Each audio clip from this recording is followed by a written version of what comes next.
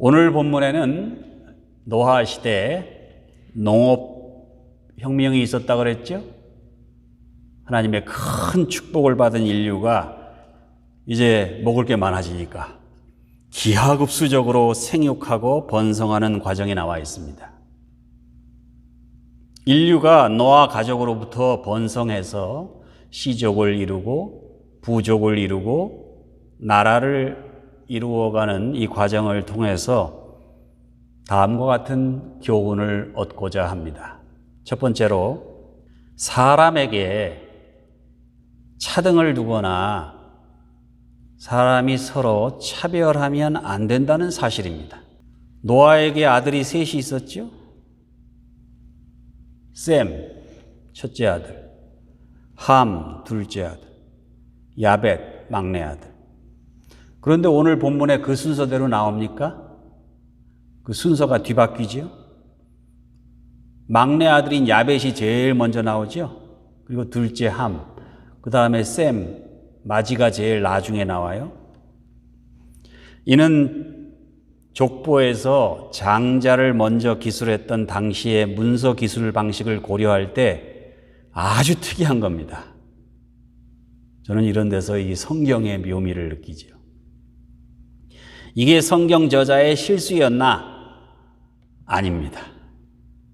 저는 창세기의 저자가 의도적으로 이 순서를 바꾸어 놓았다고 믿습니다. 성경에 등장하는 모든 족보의 기록자들이 그랬듯이. 여러분, 성경의 족보는요, 일반 족보가 아닙니다.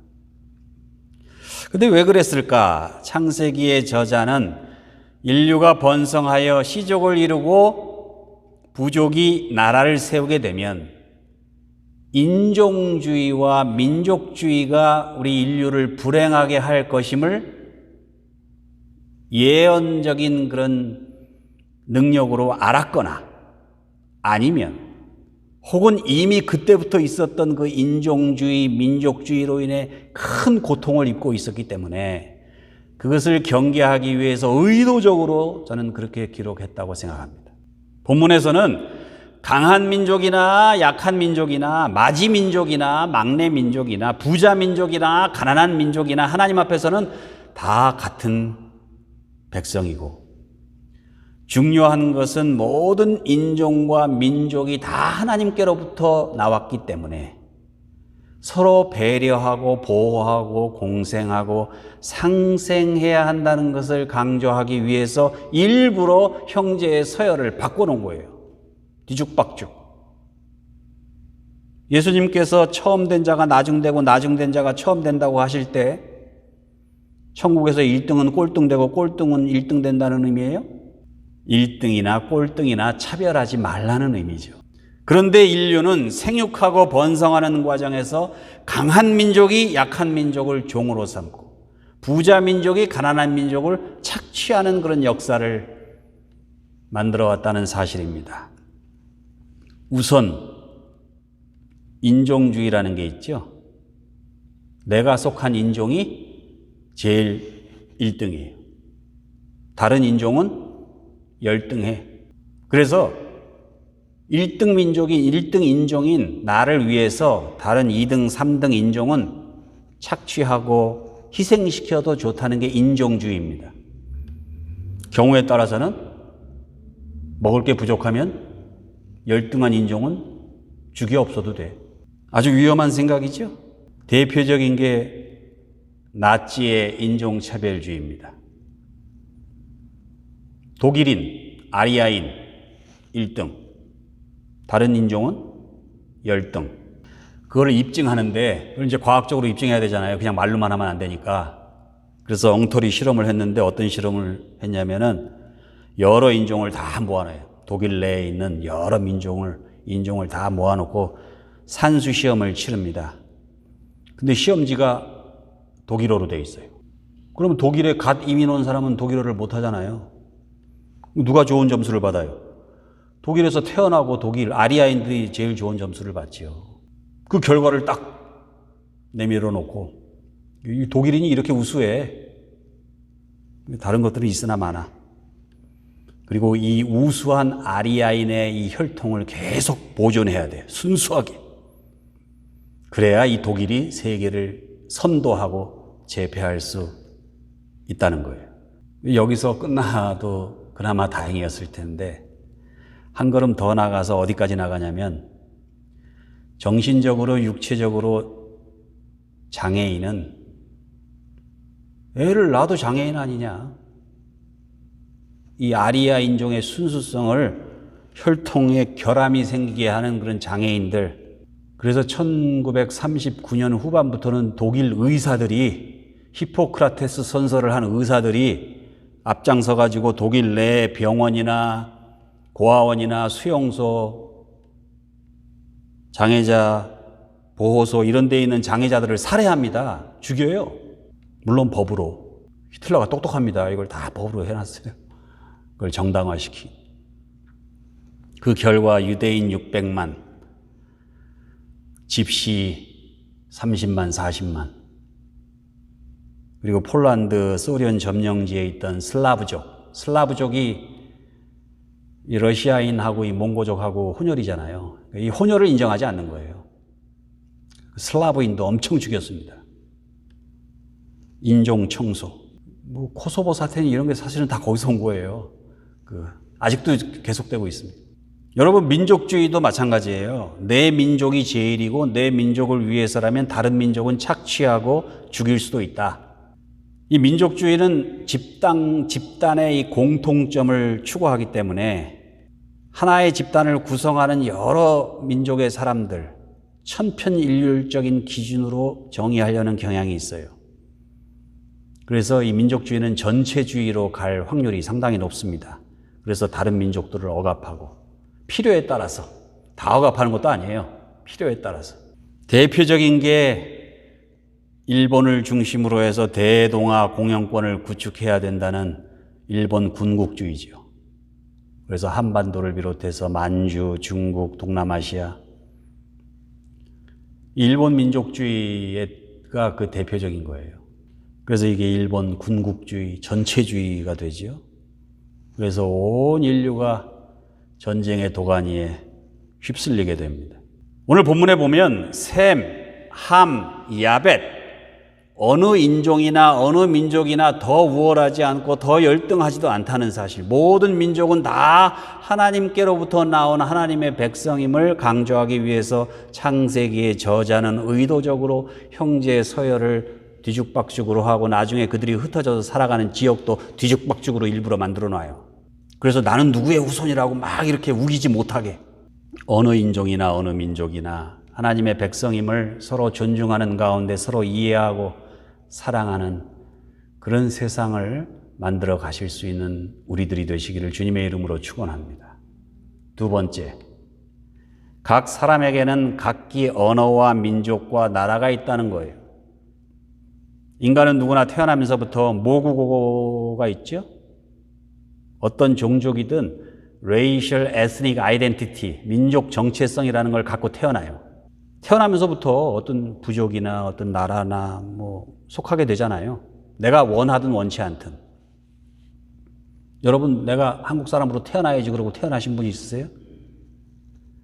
우리가 부모를 선택해서 이 땅에 태어나지 않은 것처럼 그냥 태어나면서부터 한국인이 되고 한국말을 쓰고 한국에서 살고 그렇게 태어난 거예요. 아니, 내가 선택한 것도 아닌데 내가 그것 때문에 차별을 당하고 손해를 입고 억울한 일을 당하면 이게 얼마나 부당한 일이에요. 강한 민족으로 태어나면 부자 나라에서 태어나면 좋겠지. 그러나 다 그런가요?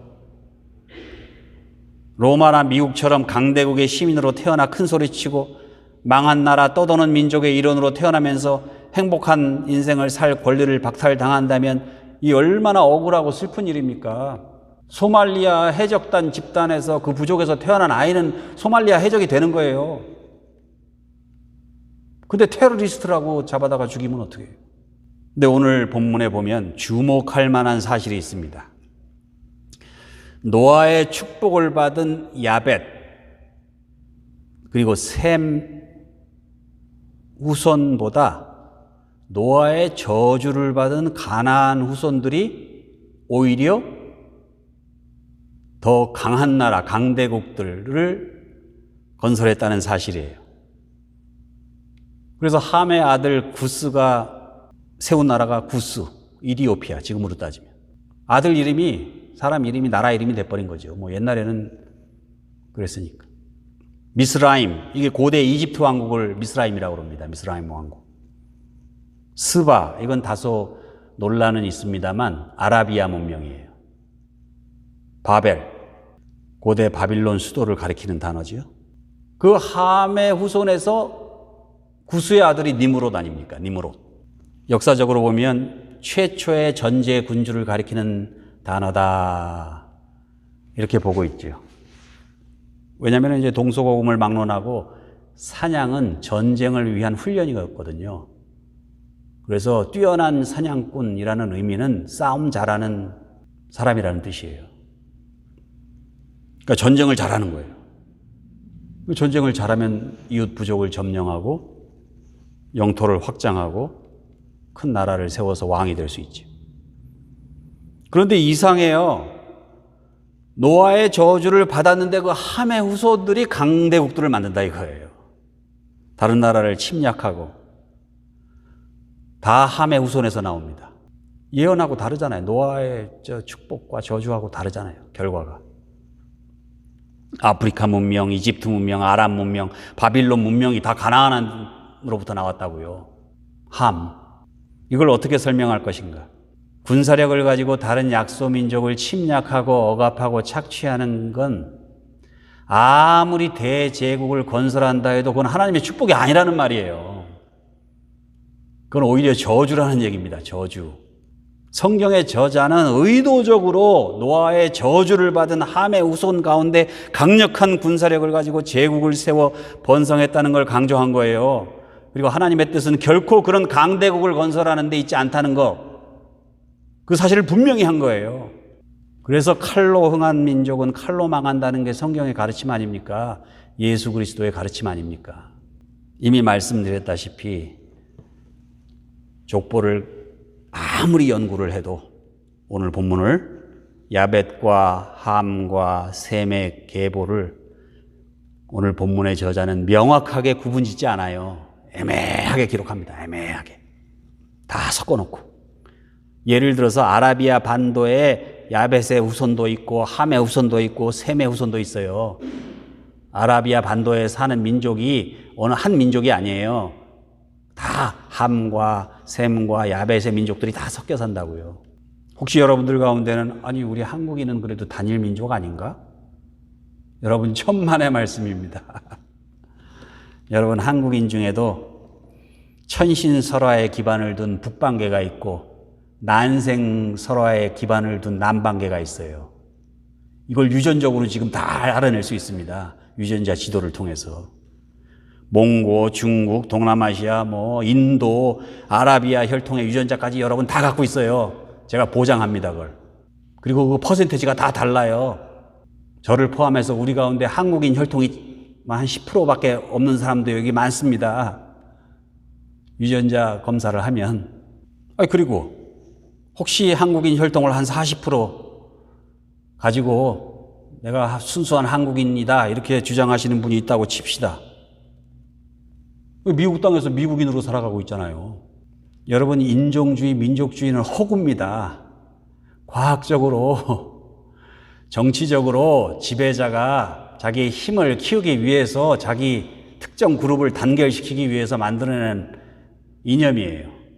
우리 그리스도인들은 인종주의에 집착하지 말고 민족주의에 얽매이지 말고 모든 인류를 창조하시고 모든 인종과 민족이 다 함께 어우러져 행복하게 잘 살기를 원하시는 우리 하나님의 뜻대로 살아가실 수 있기를 주님의 이름으로 축원합니다.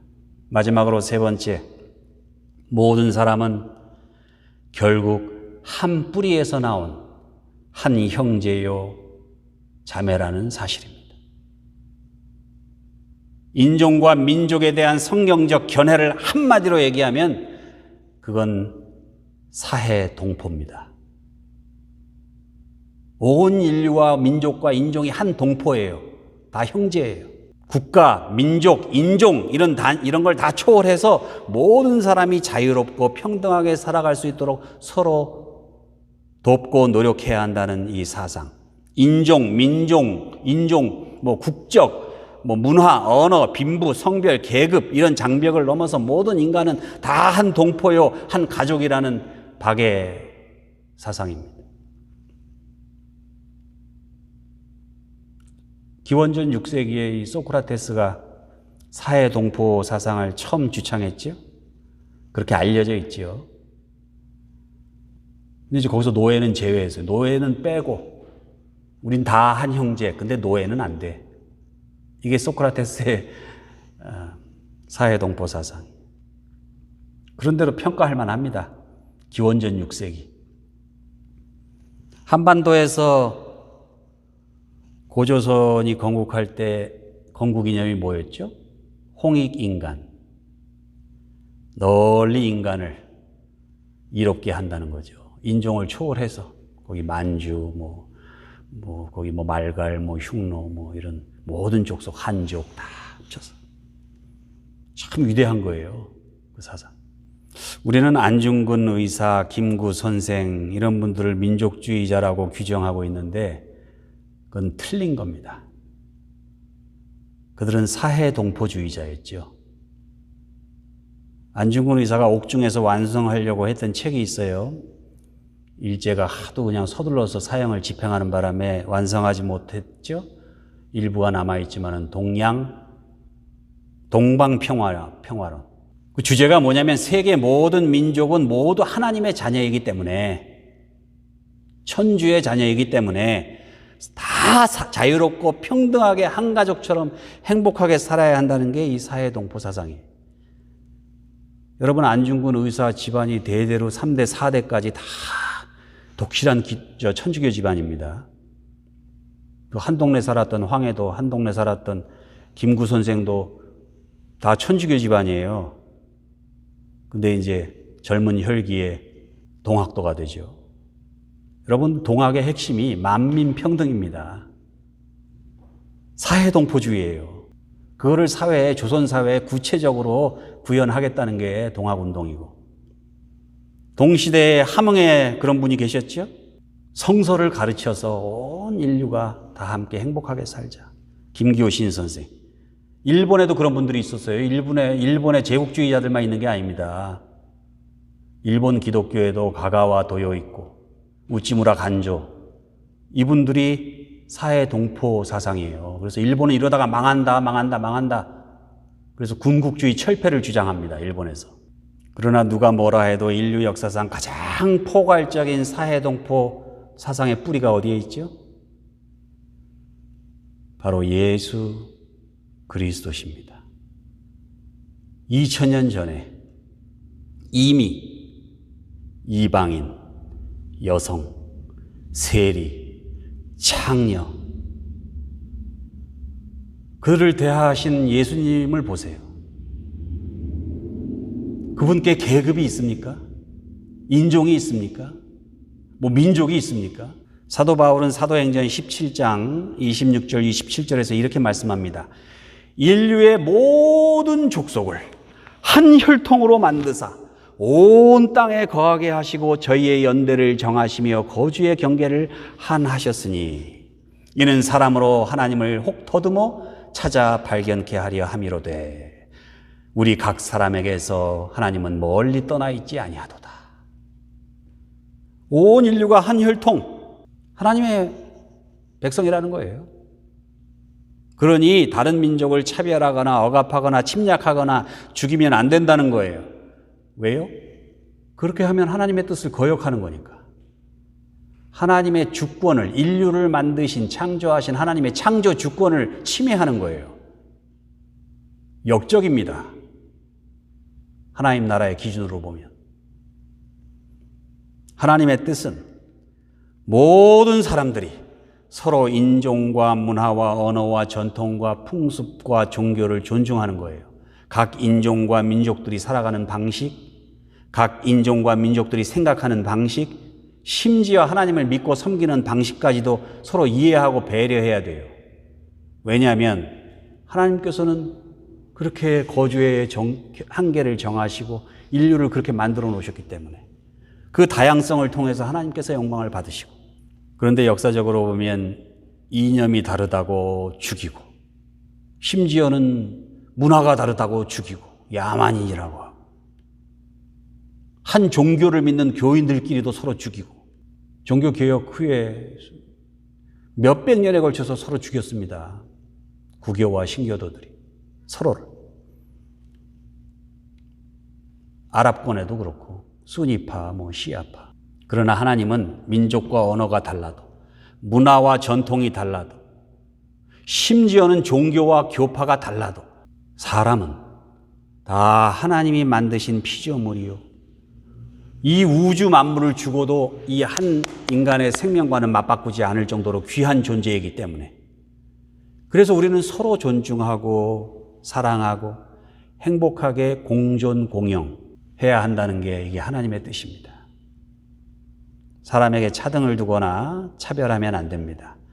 모든 사람에게는 각기 능숙한 언어와 또 태어나면서 주어진 민족 정체성, 속한 나라가 있어요.